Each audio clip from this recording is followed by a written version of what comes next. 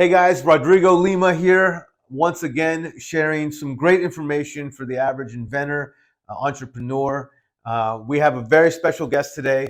A lot of inventors always want to learn more about licensing. Well, today I have a very special guest that's going to help us understand the ins and outs, what you can do to give yourself a better chance of getting that deal, and what it takes to actually make that deal. So guys, I'm really excited about this next one. Get in there. Click the button, subscribe, hit the bell, ding, and I'll see you guys right here on our next podcast here. I'll see you guys here. See ya. I'll see ya. I'll see ya.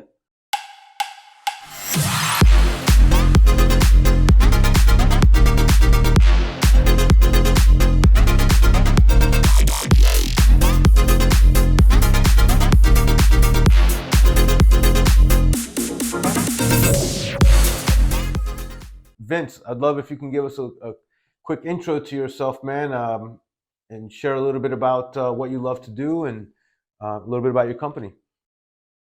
Yeah, sure. Well, I got involved in the new product development business at a very young age. I've essentially been in this business for over 30 years, my entire adult life. And wow. I was fairly young. It was back in 1991. And I met a couple of business guys, and they seemed to like me. And they said, we have this company. It's developing new products. We don't know what we're doing, and we can't pay you. And I said, well, I'm in. I'd owned sort of an exterior building company, and I was cleaning awnings, and sort of I'd already been shown entrepreneurialism, in my late teens. And so I joined that company, and I worked with them until close to 2000. And then in 2000, I set up Innovative Licensing, the company that I still have today. So it's been going strong for 23 years. Mm-hmm. And, that's the area of focus. And so I got quite a bit of exposure and experience in the 90s when things were very different. You may remember, you're probably old enough, we didn't use email. We had letters and color copiers, and things were done in triplicate, and we had, our presentations were more booklets. And then by the late 90s, we had email and had other tools. So I saw quite a bit of evolution there. And now my company's all across North America, and we've worked on a lot of different projects, just like yourself. I got a question I want to start this one off with. That for the people that are out there that have an idea and they don't know, if it makes sense to license it or not, right? I don't know, just in general, man. As an expert in the field, Vince, what's maybe your best piece of advice that you can give to an average Joe or Jill that has an idea they want to bring to life? Yeah, sure. I do. And license. Right? And license, sure. I think in the early stages, obviously, everybody seems to go through their own process first, where they review their own idea, they give it some thought for a few days or a few weeks or sometimes a few months. Sometimes they talk to friends or family, and they usually mull it over. And most people who come to us, and I know you experience the same thing, they've already given it some thought and probably coming up with their own strengths and weaknesses on the idea. But I think, as you tend to take the idea more seriously, I think there's a couple of early steps that you can take. And I think you give this same advice. We always say, right away, go online. You can go on something called Google Patents. You can do your own patent search. And we find at least half the ideas that we see turn out to already be patented. So you can start there. Beyond that, I've seen probably over 20,000 inventions in my 33 years. And so people, of course, say, well, you've been doing this a long time. What do you think of the idea? And I always remember a meeting that I had with one of the vice presidents of Adidas. And he said, Vince, we spend tens of millions of dollars every year doing research and development on running shoes and the consumer behavior and all this stuff. And, this year, for some reason, the consumers might buy the red running shoe, and we don't even know why. And so he said, we've learned that we know that we don't know. And I think that's something that I share with my clients, that I know that I don't know. Because I've seen ideas that I thought were awesome, and we had a really hard time. We just ran into brick walls with it. And then I've seen products that I doubted, and they did really, really well. And, you've seen this. There's a multitude of examples: Pet Rock, Wacky Wall Walkers, Tickle Me Elmo, Cabbage Patch Dolls. All this stuff, you just don't. And then you see stuff that's awesome, and the consumer just doesn't buy it. So we try to look at an idea more clinically, and we do have 5-step criteria. When we look at a product, we always look at first, does this idea serve a purpose or solve a problem? So is there a reason why somebody would buy this? And, even in the case of the Pet Rock, there could be an emotional or an adorable reason why somebody would buy the Pet Rock. But ultimately, we're really trying to narrow down, what are the reasons why somebody would buy it? Yeah. That's the first thing. That's the first thing that we look at. Then we look at potential size of the market. Is this a growing market, or is it a diminishing market? If the market is generally big, I always think in terms of, if you got 1/10 of 1% of the market, what would that be? If this is a bicycle product, well, 1/10 of 1% of the bike market is, 10 million items or so. So we try to say, does this market have, general potential if you were to only get a small portion of it? The next thing we look at is profit margins. And most products, if you buy something off the shelf for about $20, it's probably about $4 to produce. So we're generally looking for products that have a 1 to 5 profit margin. And these are early stages. So obviously we're not doing any manufacturing feasibility studies, and we're not bringing line design in to do assessments or anything right now. So a lot of what we do is we'll look at the components of the product. If it's, wires and a motor and plastics and, nylon and these types of things, we can tell by the components that these are all, generally 1 to 5 profit margin type items. So, we can kind of sort of thumbnail sketch it at that stage. The next thing we look at is a very obvious one that the clients have usually already reviewed, which is competitive items. And when I think of competitive items, obviously, nobody ever comes into us and says this product's already on the market. They usually come in and say there's nothing like this on the market. Right. Nobody's doing this. But, I also look at competition as being the fact that people have survived without this idea. So your competition is also the fact that people could live without it and not buy it. So, I try to look at what's out there. What can we compare ourselves to? I think in some ways, most products are really an evolution of some existing product. So your 4-legged chair may be an evolution of a 3-legged chair. Or your 4-legged coffee table, you could say, well, this is a 4-legged coffee table, but there are 4-legged chairs, so we can compare ourselves a little bit there. So there's some different ways that we look at competitive items. And then the final thing that we look at is patentability, because we are going to need some form of intellectual property ownership for the client in order for us to license their product. And that comes down to the next step, which is we do a more formal patent search. I think you guys do that too. So we do a patent search to determine what's out there. Oh, you don't? No. So at Lime, we do not handle the legal portions of the projects. We like to leave that. And depression somehow you did patent searches, or? No. We would always, connect them to one of the patent, specialists that we like working with, that we've done business with in the past. And actually, I have you going up on my list as well today, so that you're on my preferred partners list as we're, growing together and doing more work together, more projects together. And yeah, man, I'm really looking forward to seeing how we can, start sending you more people, more dedicated inventors that have gotten to not somebody that just has an idea, but actually has invested a little bit more and helped think it out to really see if that it is a good product, and hey, let's make something that kind of works before you get there. Don't just go there with like some chicken scratch sketch, Yeah, yeah. And we appreciate that. As a licensing agent, the more I have to work with, the better job I can do. I love that, man. So why don't we lead into that a little bit, man? Like, so what are the things that you like to have from, an inventor to help give you the best chance of success?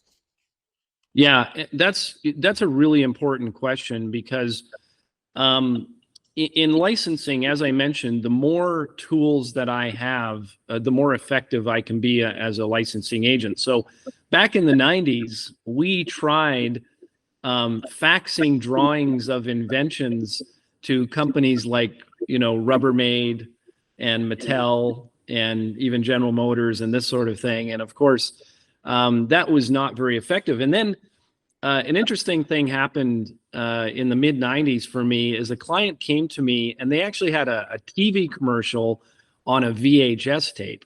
You're old enough to remember VHS tapes. So we made a lot of copies of this VHS tape, and they had a prototype. It was a gardening product, and this was a real aha moment for me because we just started instead of calling them and sending them drawings or this sort of thing, we sent out these videotapes of this invention, and the response was phenomenal. Everybody will watch a video. Even if it's just to kill time, anybody in a company, if they get a videotape or in these days a video email, they're going to watch it. And the thing that I noticed was this product was finished product.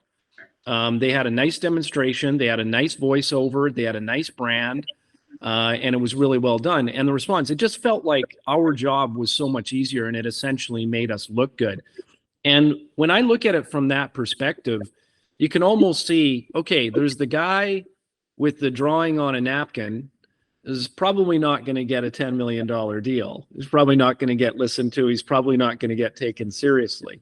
But then you go, well, somebody who does, say, a 3D rendering video, and I think you guys do these as well, where we do a nice video with a voiceover, and it's essentially cartoons of the invention. And I call that a teaser presentation, something we can send out that tries to make us look like we're in business. So that's not bad. From there, if we could get, you guys making a prototype and we'd put it on a video with a nice voiceover or maybe even some actors, even if we had a looks like prototype, we could at least look like we're in business. Even better, if we have a looks like works like prototype we can demonstrate, and even better if we have a pre-production model or a dozen pre-production models that we can actually send out to these companies. Now, again, we're starting to look like we're in business.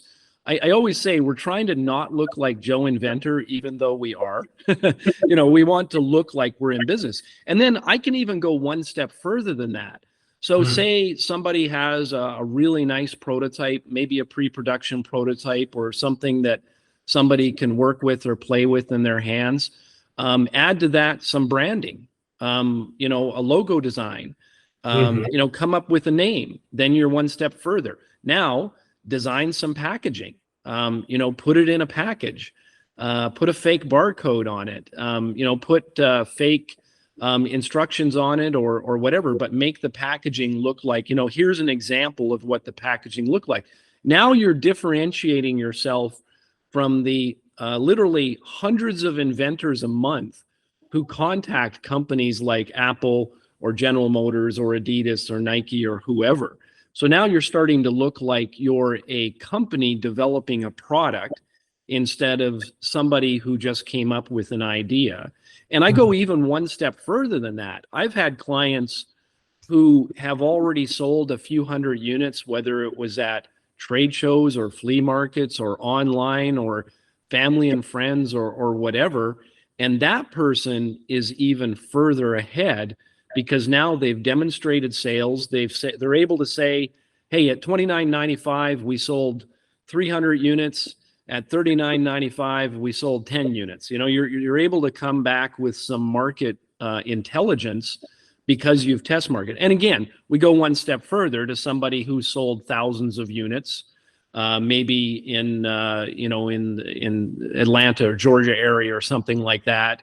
They've been online, they're selling it at trade shows. Again, you have more to present and more to offer the potential licensee. And mostly I work with individuals and small companies. But if you look at how the corporate world works, and there's I was going to say a really interesting book, but it's actually a really boring book called Rembrandts in the Attic. And it would only be of interest to those of us here in the room. Rembrandts in the Attic was an interesting book that talked about in the late 90s, licensing revenue amongst corporations in the US was about $15 billion.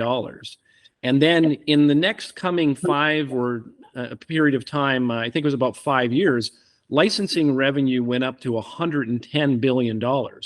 And the main reason for that really was because of tech, because of the growth of tech in the late 90s. But the interesting lesson there was that licensing started becoming more common amongst corporations. Back in the 90s, I remember inventors would call in and they didn't even know what licensing was.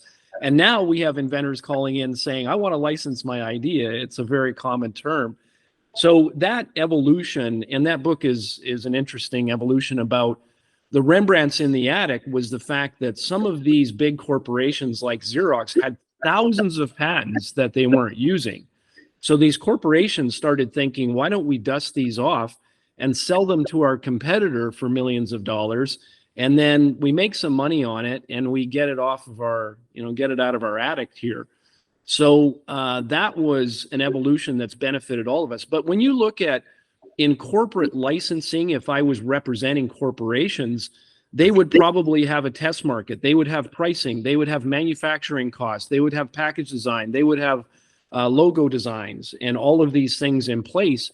So I would be able to put together a presentation of how well this product is done. Now, obviously a lot of the small clients and the small businesses, individuals that I work with, there are, obviously budget limitations, but the more that we can do and the better we can look. I mean, the difference, I'm sure you have an opinion on this, the difference between a 3D rendering or an animated video and an actual prototype in a video, and the ability to send an actual prototype to a preliminarily interested potential licensee, the difference is phenomenal. This is why I encourage people, get a prototype done, because you're going to look like you're in business. And I'm sure that's something that, I mean, based on the conversations I've had with your clients, you share the same testament to that. Yeah, absolutely, man. I mean, when you can, it shows that you've thought it out more. The product is further along. It's not just a sketch anymore. Now it's getting closer to being a final product. So the person that's picking up this project, they can have an understanding that they don't have to do everything. They can kind of just pick it up at 70 or 80% and keep running with it, right? That's exactly right. And then you also look like you're in business. You look like a force to be reckoned with. They're going to tend to take you more seriously. And if I can ramble a little bit further, I'm always trying to, when we represent our clients to bigger companies, we try and avoid indicating that this was just, an idea that, a guy had when he was drinking beers with his friends on the weekend. We try to make it that we are a company. We see, a couple hundred inventions a month. We have a client who's been developing and patenting this product for the past year. We're coming to your company and I want to make it that this is a business to business call.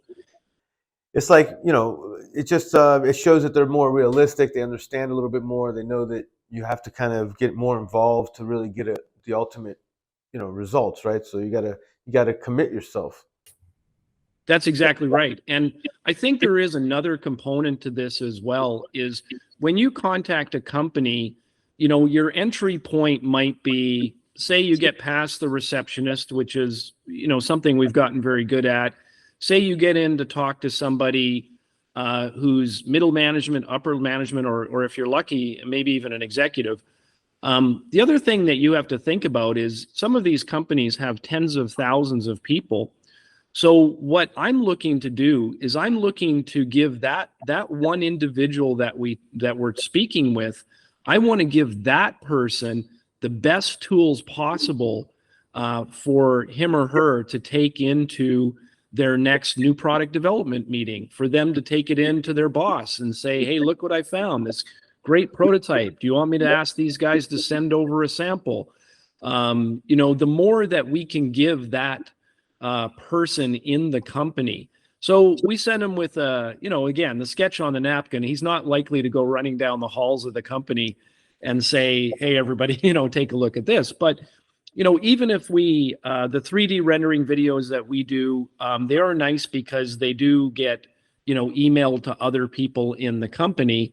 But again, if we have a prototype, we're helping that person go to bat for us in their own company and say, look, everybody, look at this great new product I found. These guys have samples. They can produce more samples. They can do further design work. They're working on package design right now.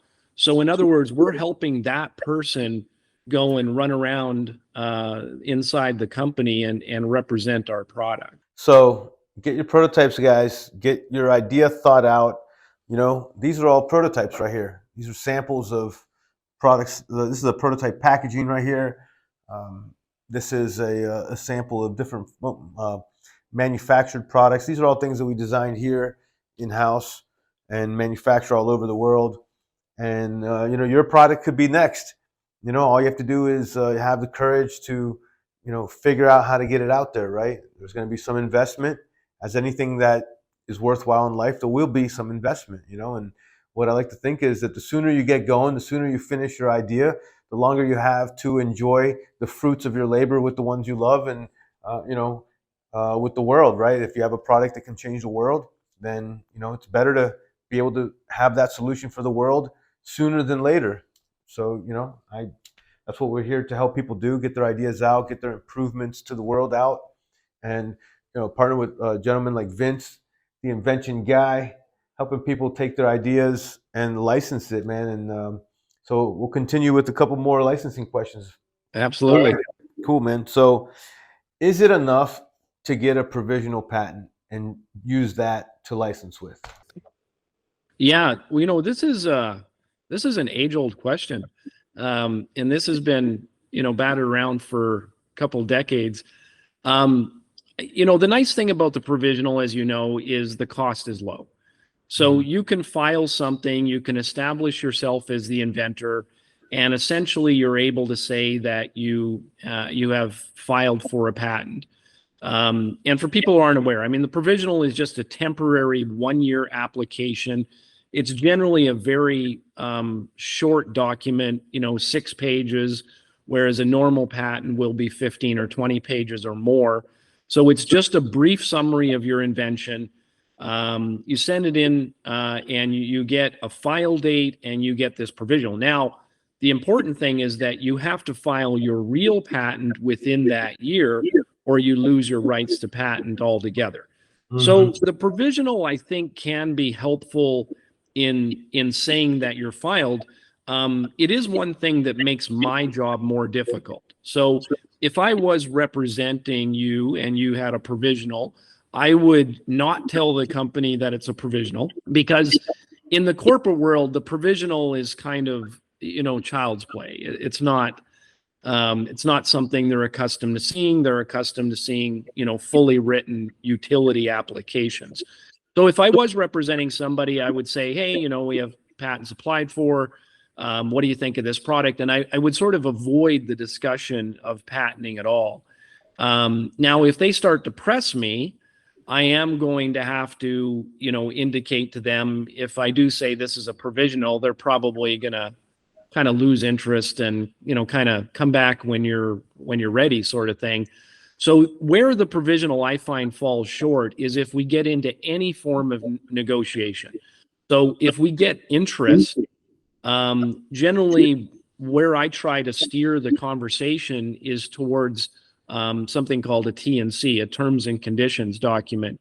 So if somebody says, yeah, we're interested here in this invention, what are you guys looking for? I try to get, 2 or 3 or 4 facts down on paper. We're looking to license you the rights to the US, a non-exclusive deal. We're looking for a royalty, and we're looking for you guys to take over the manufacturing and distribution and sales of the product. And if they agree to that on the phone, then I put together this terms and conditions document and I send it over and we both sign it so that we're all on the same page, moving in the same direction, and we've documented that. But again, where this falls short is during negotiation, at some point in time, they're going to ask for us to send over a copy of the patent. They're going to want to see that the patent is filed and I can't send them a provisional to review. That's very much bringing a knife to a gunfight. So there are some limitations. Now, what we could do is I could go to the client and go, get your attorney to write and file the formal application right now because this company wants to see it yesterday. Now, the thing with your patent attorney is he's probably busy and isn't going to be able to do it for 4 to 6 weeks. If he is going to do it quickly, he's probably going to charge an extra 40%. So you may run into extra costs. So there's kind of the nice thing is less cost now, and you can kind of, put your flag up on the pole and see who salutes. The downside is it's not something that's going to be very helpful if things start to go well. Eventually, I am going to need a formal utility application written in order to make any progress with a serious potential licensee. All right. So recapping on that, guys, a provisional patent can help you get the conversation going, but it's going to be kind of a turnoff pretty quick. And, so you want to have something in place, like be working, towards getting that utility patent, or maybe, start working on it, and, so that you have the best chance, and, don't lose that momentum that you have. Sometimes you only get one shot to meet that person that'll give you an opportunity to show that product to his boss or whatever. So you want to be ready at the end of the day, right? Yeah, well, I think it's important to understand really where provisionals do come in handy. I think they come in handy if they're working with Rodriguez at Line Design. If somebody comes in and says, I have a one-legged chair, and they start working on it and they're showing it to people and raising money and all this stuff, they should file something. And essentially, the way the provisionals work and the way the corporations use them is they file that provisional for as cheap as possible on the one-legged chair. Well, we know in about 4 or 6 weeks that the guys at Line Design are going to say, hey, we got to make this a 3-legged chair. The one-legged chair is tipping over here. So then we file the provisional on the 3-legged chair. And then maybe it becomes a 4-legged chair. And again, we can file the provisional on a 4-legged chair. So the idea behind the provisional was to protect yourself inexpensively during the process. And I think, your environment is more secure than most, but imagine a company that's producing their 2-legged chair and testing it back in the shop, where hundreds of people are coming and going every day, and people are working on this and they're taking it home and they're sending it, sharing with their friends and family. Oh, I saw this dumb 2-legged chair today. You file these so that you can maintain your rights to patent, because if a whole bunch of people see it and start taking pictures of it and ends up on the internet, you're going to lose your rights to patent. So there is a mentality behind the provisional, is that you file these minor provisionals along the way, and then when you get to that 4-legged chair, you go, okay, we've got this locked in. Lime Designs made me a perfect prototype. We're going to take all these provisionals and we're just going to convert them to one formal application now that we're final. What I like to tell my clients, like, look, I can make you the most beautiful product, right? A lot of these, a lot of the clients that I work with, we're already so close to the point that, they can either decide to license it or manufacture it themselves. A lot of our clients become a good fit for manufacturing, but there are some that would make sense absolutely to get involved in more licensing situation. let's talk about money a little bit, man. About how does somebody comes to you, they got this idea, they got all this stuff from Lime Design, and they send you everything you need. They got an animation. How do they get paid, man? Yeah, well, there's fairly typical royalty expectations, and then there are exceptions. I mean, there are some inventors who just sell their inventions outright. There was a bed sheet product that came out of Canada, and I met this inventor, and she really dug in her heels, and eventually she sold her. She had a it was for a fitted bed sheet, and she stitched the bed sheet in a way that it stayed on the mattress. You know, the bed sheets are always Yeah, popping yeah. off.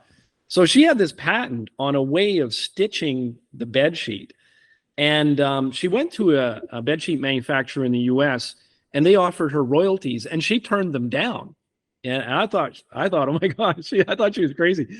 And she said that she dug in her heels, she turned down the royalties, she thought they were gone, and then months later, the company came back and said, "Okay, fine, what do you want?" And eventually, she sold that patent for seven figures, so in the millions of dollars. So certainly there are the possibilities of selling a patent for millions and millions of dollars. Now, what I like to do is I like to talk to my client and say, would you be willing to dig in your heels for millions of dollars, or do you want to go after the corner more of a surefire deal and look at getting royalties? And there are formulas that we use to figure out royalties. Royalties generally tend to range, I mean, anywhere, the average would be 6 to 10% of manufactured cost or manufacturer selling price. I mean, there's some deals that are as low as 2 or 3%, but some of those products would be extremely high volume. And I did negotiate a deal with a company in Garden City Park, New York, for a royalty of 16.6% of manufacturer selling price. But that was because the product had extremely high margins. I mean, we talk about 1 to 5 profit margins. This thing had like 1 to 12 profit margins in it. So there was lots of room for everyone to make money. So to simplify that, if you have a $20 item that sells, something that sells retail for $20 in, say, Walmart, typically that would have a 1 to 5 profit margin. So it's probably produced for about $4. So a low royalty would be maybe around 6% of that $4. So you're around 24 cents. A reasonable royalty might be 8% of manufacturer selling price, which is probably going to be around $7.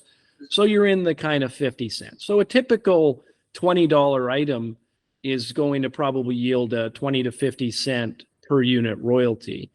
And it was like, sounds like a small amount, but keep in mind, as an inventor, you haven't spent very much. This company is making and selling it, and they're doing all the work while you sit on the couch. And you can do the math. If this product starts to sell 1 million units a quarter or 1 million units a month, then you can see that the revenues can be quite substantial over time. There are some other methods that I have, and sometimes I can negotiate an advance on royalties or an upfront fee. If you guys at Lime give me a really good prototype, pre-production prototype, sometimes we can get what's called a technology transfer fee. So a technology transfer fee would simply mean that we get them to pay our client for the money that he spent at Lime getting this really nice pre-production. Essentially, getting them to second base. So the client's done this work and any other work that the client's done, patenting, prototype design, and industrial design engineering, or any of those things. Sometimes we can get the company to reimburse our client for bringing those things to the table. So there are some components in there where we can get upfront fees, but the majority of these deals are, per unit royalty type scenarios, and they can vary greatly depending on the margins and the volumes that the company will sell. I've always heard 1 to 5%. So I'm interested that that number is actually a little bit higher than what I thought. Well, not necessarily, because it depends on 1 to 5% of what. Yeah, So, I mean, we did a deal that was, I think it was 4%, but it was 4% of gross sales of the Right, company. right. So it really depends on where it's taken from, because 4% of gross sales is probably about the same as 8% of manufacturer selling price or manufacturer cost.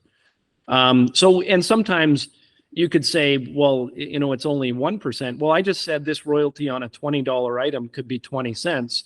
Well, that's 1% of the retail selling price. So my question is, where is it taken from? And that's important too. Who's going to pay the royalty? Is it the manufacturer?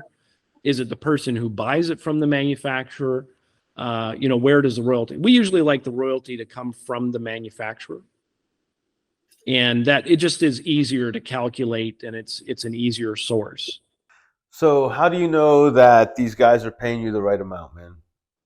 Well, the agreements do have right to audit. In fact, there's a number of, there's, like I say, the royalty, technology transfer fee. Another very important component that sometimes gets neglected in an agreement is something called a performance guarantee. So a performance guarantee is the company has to, make and sell a certain amount of units every year in order to maintain the rights to the product. And I had a woman come to me, and she had a decent looking deal for $1 per unit royalty on a product, but she hadn't been paid any royalty.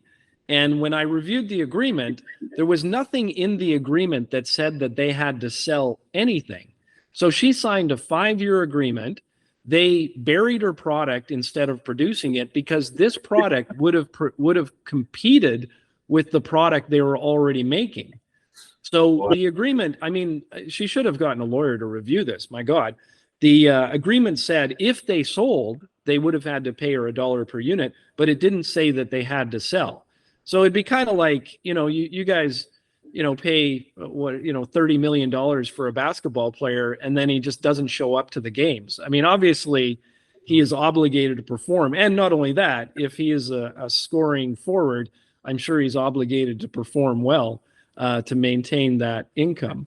So we want that in there. We want a performance commitment. Now, performance commitments are generally minimums.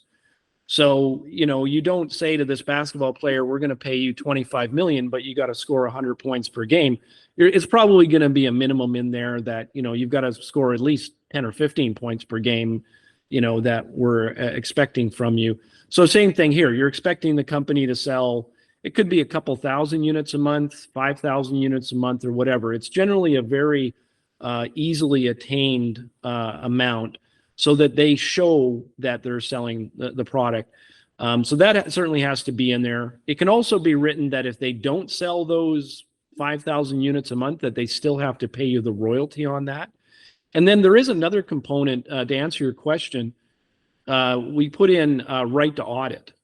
So the company does have an obligation, if everybody and their dog has one of these and your last royalty check is $8 and you're wondering why, you do have the right to audit and have them show them what the actual sales of the product is. It's also somewhat easy to reverse research this, since you can go to retailers and you can say, hey, how's this product selling? And these days with the internet, you can usually find data on what the sales of something are. There's right to audit. Sometimes there's right to quality control, making it so that they don't make junk. I love it, man. This has been such an informative conversation, man. Really, really, Vince. It was, I mean, I learned a lot more than I thought I would, man, because, sometimes you think you know a lot, and there's so much more always to learn, man. So thank you so much for sharing with us this today.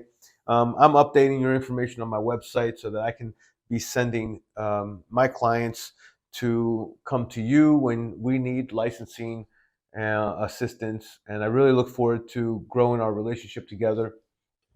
Yeah, likewise. And we have more and more clients now. And we've sent you a few, and we have more and more clients that are looking for prototypes. And, I always encourage them. I'm like, go, talk to these guys at Lime, get something made. And I think the beauty of what you guys do is, a lot of people say, well, how much is a prototype? And it's sort of like saying, well, how much is a car? Or, it's this, I'm sure you get it all the time. But one of the beautiful things that we've noticed working with you is that you have these, lower cost options with maybe prototypes, look like model, I think you call them. Yeah. Then you can go further with the works like, looks like models, test models, and you can even go as far into design and pre-production and design and whatnot, which we're a huge fan of. So this is very valuable to a lot of our clients. We like this. I mean, for us, looks like sometimes if we could get you to make something that looks good and we could put it on video. So, this one right here, this is like a draft or a proof of concept, right? We want to learn something from it. It has some function, but it's more to learn the scale and to see what it's like. And, and we want to learn from this. And then we then go to another one step up, which is a looks like you were saying.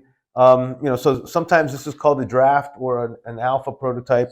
And this one's more like a beta or, a looks like you were saying, an aesthetic prototype or just right there before pre-production, right? And right before you get to your final product. Well, and the beauty that I see in that is if you get a decent video crew to videotape that product in use, maybe with an actor or with a voiceover, you can really look like you're in business right there.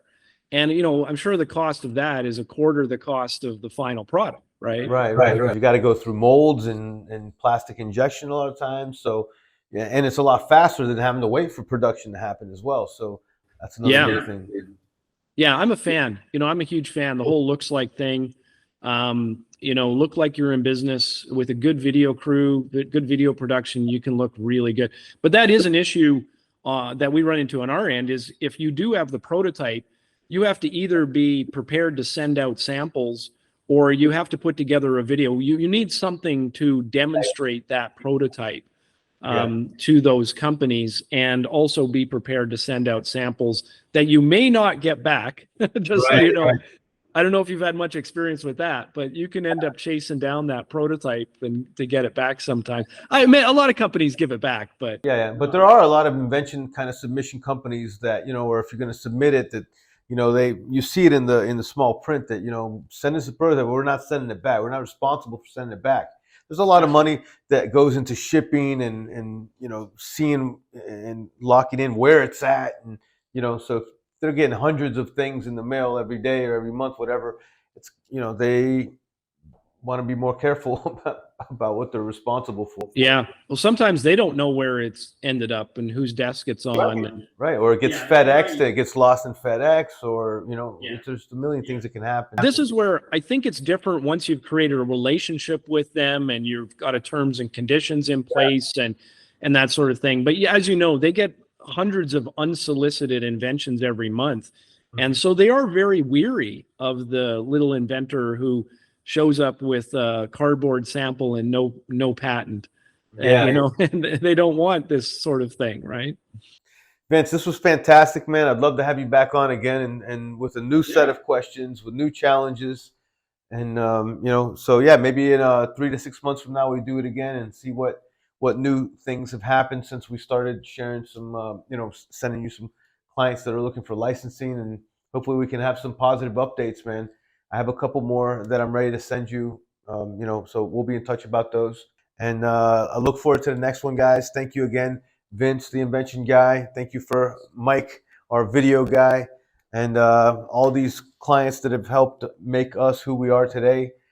Fit Vents, we got the Mackie mask, we have the Essence Rise cell phone case, just a few of the projects that, and another one here, which is our, it's for fishing hooks and other types of device. So we have a lot of new products coming out. Our manufacturing is stronger than ever. So thank you so much. I appreciate it, Vince. We'll be in touch soon, man. Thanks, you guys. Hey guys, thanks for watching our Inventors podcast. Don't forget to hit that subscribe button and stay updated on new upcoming podcasts and videos. Also, that helps the algorithms better understand who to send this kind of data to so that we can get shown to more people like you and ourselves, entrepreneurs, inventors, and designers. Our Instagram and TikTok is @LimeDesign3D. And our website is limecreativedesign.com.